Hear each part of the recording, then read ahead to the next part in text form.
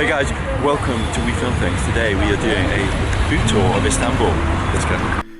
Alright, welcome to our Istanbul vlog. It's our second Istanbul vlog, and today we're crossing both Europe and Asia for the best food in Istanbul. We booked this tour through Airbnb Experiences and it's got a massive 12 stops, so we are going to be full by the end of this. Well, not what I'd like to have for Christmas dinner. That doesn't taste like what I was expecting it to taste like. First stop though, breakfast. It's a DIY breakfast made from food sourced at a local market on the waterfront, which is right next to the local spice market. This was an amazing breakfast. Too many things to mention, but the real highlights were buffalo cream and honey, grilled olives and pastrami. Next, we hop on a ferry to get coffee in Asia. By the way, the food on the Asian side was definitely stand out best. So we're here on the Asian side and we're gonna have some coffee finally because we've been waiting for this all morning. But apparently in Turkey you have breakfast and before you have coffee, and it's actually called the meal that you have before coffee.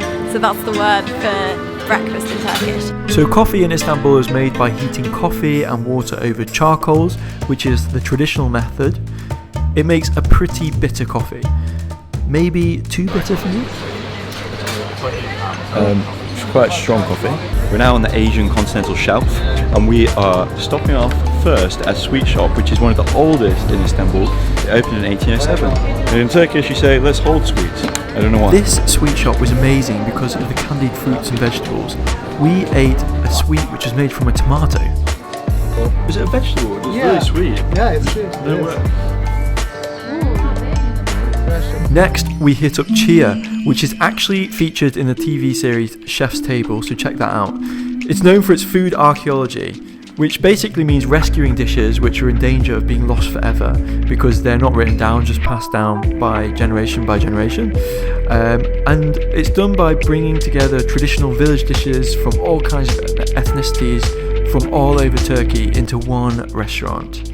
Just got a huge spread of some of the most delicious things you've ever seen, smelled, and even tasted, including the nicest hummus you'll ever have in your entire life. In particular, we loved the walnut, although Flynn had some trouble stealing that recipe. What we've got here is a Turkish, specifically from Turkey, full walnut. How's it cooked? Yes, walnut, green walnut. And how's it cooked? This How do you prepare it? ceviz. Chivas? Yes, ceviz, walnut, Yeah? green walnut. Green walnut? Yes, fresh green walnut. Beautiful. Yes, wonderful. Turkish favourite dessert? Ceviz tatlısı. Ceviz Civis? tatlısı. Tatlısı. Yes. Nailed it. Beautiful. We're now going to enjoy this. I'd say I'm the best with knives here.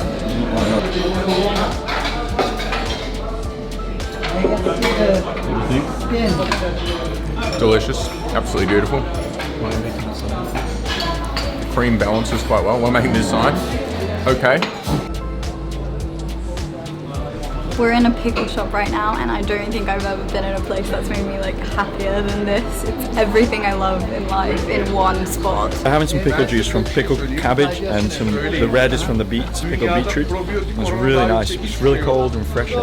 Really makes you go, nice. Here, some information from this gentleman. He says But here they've got pickled everything, including pickled banana. I don't know if you're going to be able to see this. That is pickled banana, some pickled corn, pickled carrots, all kinds of things. Eggs over there, oranges.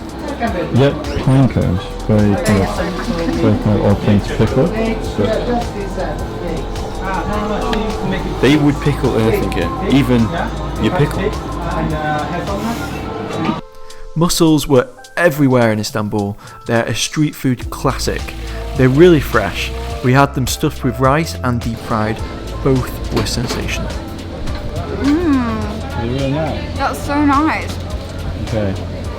That doesn't taste like what I was expecting it to taste like. Like the mussel's super soft, so it like kind of falls apart around the rice. Really, really nice. Big fan actually. Deep fried mussel. Really nice. Good? Which one do you prefer? Yeah. This one? Yeah. Stop 7 and we were beginning to get pretty full. This is intestine cooked over fat on a spit. In some countries, this is Christmas Thoughts? dinner. In Turkey, it's what you have when you're drunk. Alright. Tastes like? Interesting. It's not well, not what I'd like to have for Christmas dinner. Now on to Turkish pizza, or pida. Although we were definitely full by this point, this was one of our faves, and we ate the whole thing. Although it's called Turkish pizza, it's not that similar to Italian pizza. Pida tastes a lot lighter, and we felt like it had a lot more taste than pizza. We could have eaten this forever.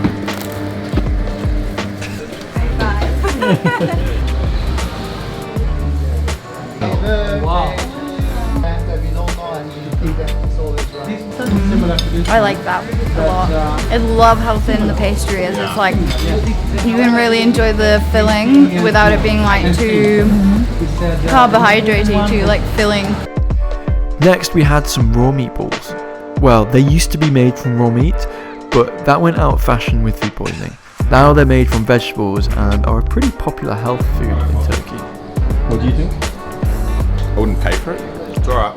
I had two, so I need to tell you something.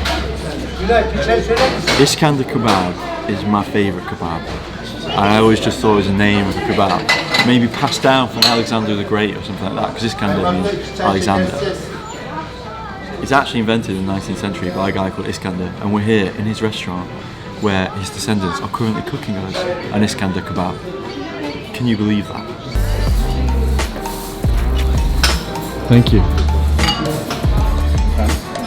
So they pour the butter straight from the pan right on top of that Iskandar, because Iskandar has got tomato in it, it's got butter in it, and it looks amazing. Really good. Did he pour the butter on? Yeah, I mean, I just don't think you can go back to a normal kebab after having this. I'm very happy about this. This is all I've wanted all day. And to round off, a Turkish ice cream, of course, which is made with goat's milk. We absolutely love food tours. When we go to a new city, we often try and book one on really early in the trip. And that's because it gives you a real feel for the place that you're in, a real understanding of the local cuisine and also the local culture. There's often a bit of a tour guide in there too. You get to understand more about the streets and the people on them and the buildings, all those good things. Really recommend grabbing yourself a food tour, especially somewhere like Istanbul, which is such a historic centre for food, being the end of the Silk Road and the Spice Road, and being such a mixture of different cultures and their foods. Really recommend it. This one was about £70 per person, which might sound quite expensive. It's certainly not a cheap option for the agenda, but given it was 6 hours long and you took away 12 dishes, we felt like that was really worth it. It certainly is one of the best food tours we've ever done and some of the tastiest food we've eaten. It also had a nice mix of street food and restaurant food, which actually you don't often get in a food tour. Now if you're off to Istanbul, please do subscribe. We've already posted a couple of videos and there are more to come.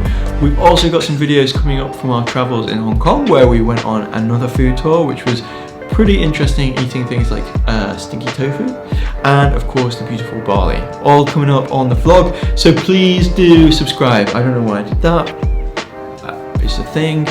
But yeah, really nice to hear from you too. So if you've got any thoughts, suggestions, other places we should eat, places we should go, put them in the comments below. Thank you guys, and I will see you soon in the next vlog, in fact. Bye.